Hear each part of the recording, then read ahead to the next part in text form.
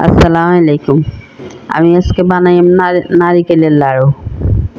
এই যে এই জায়গার মধ্যে প্রায় 2 কাপের মতো নারিকেল কুচি লইলাম। এরপরে দিয়ে আমি জায়গায় আখাই গুড়, আপনার কাছে যদি আখাই গুড় না থাকলে খেজুরের গুড় থাকলে খেজুরের গুঁড়ো দিতে পারেন, আর নইলে চিনি দিয়েও করতে পারেন। গুড়টা দিলে হয় কি কালারটা একটু সুন্দর আইয়ে। এরপরে 2 টুকরা এলাচ, 2 টুকরা দারচিনি, একটা তেজপাতারে ফাড়ি দিছি। দেওয়ার পরে এই জায়গার মধ্যে আপনার এই টাইমে মন চাইলে একটু লবণ দিবেন, হাসা অল্প করে একটু, আর নইলে আপনার না দিলেও সাইরব। অনেকে আছে মিষ্টির মধ্যে আপনার লবণ খায় না, না দিলে কোনো সমস্যা নাই। এরপরে এগুলারে হাত দিয়ে ভালো করে কসলাই কসলাই মাখিয়ে নিতে হইব যতক্ষণ পর্যন্ত পানি না বাইরে।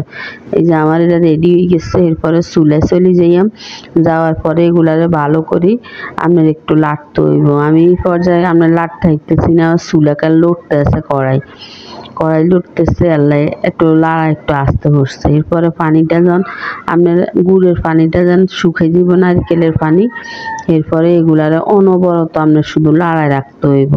যদি এই পর্যায়ে আপনার এটা তলায় লাগি যায় তাহলে কালারটা চলে যাইব, তিতা তিতা লাগবো, খাইতে মজা লাগবো না। এরপরে এগুলারে ভালো করে আনে মিক্স করতে হইব, করে লাড়তে হইব আস্তে আস্তে। আপনার চুলায় এই টাইমে একবারে লোর মিন্দে দিবেন, দি আস্তে আস্তে লাড়বেন। এটা ধৈর্য ধরে করতে হইব। এরপরে এই জায়গার মধ্যে আমি কিছু 3 চামচের মতো, 4 চামচের 3 চামচের মতো ডিপ্লোমা দুধ দিয়াম।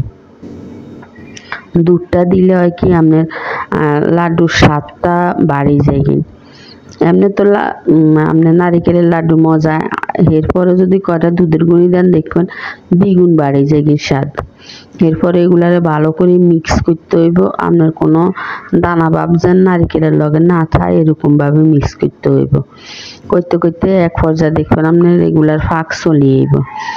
আপনি এরপরে অনবরত শুধু লাড়াতে থাকতে হইব। এই যে আমার প্রায় আপনার কড়াইতো আপনার উড়ি যাইতেছে, প্রায় রেডি হয়ে গেছে। এবার আমি এগুলারে উডা হেলাইম, আর একটু লাড়াই এগুলারে গোছাই গাছাই লই উডা হেলাই দিয়ে যেগুলারে ভালো করে করে লইলাম।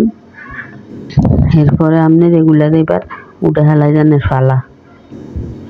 যত ভালো করে পাকাইব আপনার খাইতে, আপনার লাড়ুটা খাইতে ততই মজা লাগে। যদি আপনার ফাঁকটা ভালো করি হয়, লাড়ু ঠিক মতো নয়, তাহলে দেয়া গেছে এগুলো আপনি মুড়ির ভিতরে রাখি দিবেন। রাখলে এগুলা লাড়ুগুলো অনেক শক্ত হয়ে যায়। শক্ত অনেক আছে, শক্ত জিনিস খাইতে ভালো লাগে, ওইভাবেও খাইতে হারেন। এই যে আমার রেডি হয়ে গেছে। এবার আমি একটা প্লেটে লই হেলাইলাম। লই এগুলারে আপনার সবগুলা প্লেটে একটু একটু করে লইলাম। লওয়ার পরে এই জায়গাতে আপনার তেজপাতা আর লং এলাচ এগুলারে আপনার করি হেলাইম, উঠে হেলাইম। আর দেখা গেছে কত একটু আখ পিস হয়, আপনার পরে বয়স দিত এলাই আপনার একটু আখ পিস হয়ে যায়। এরপরে চরিত্তন এগুলা ভালো করে কাঁচে লই হেলাইম, চামিচ দিয়ে লইলাম, হাত দিয়ে লইলে ব্যথা হয়।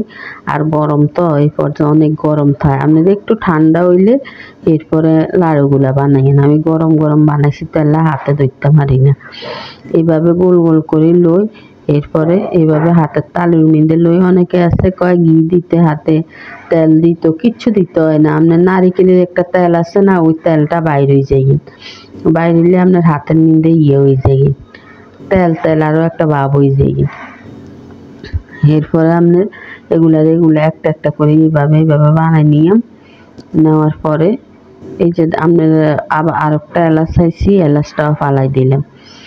সবগুলা লাড়ু এইভাবে বানাই নিলাম একটা একটা করে। যদি আমার আজকের এই রেসিপিটা আপনার কাছে ভালো লাগে তাহলে একটা লাইক, কমেন্ট, শেয়ার, সাবস্ক্রাইব করে দিয়েন। আসসালামু আলাইকুম। এই যে এইভাবে সবগুলা লাড়ু আমার বানান রেডি হয়ে গেছে। এই যে লাড়ু দেখতে কি সুন্দর দেয়া যায়, খাইতে খুবই মজা আসছিল। একটা ভাঙি আমনগরে দেয়, এটা তো এবার গরম গরম এলাই এরকম যদি আমরা ঠান্ডা হয় আর একটু শক্ত হয়ে যাইব, খাইতে খুবই মজা লাগে।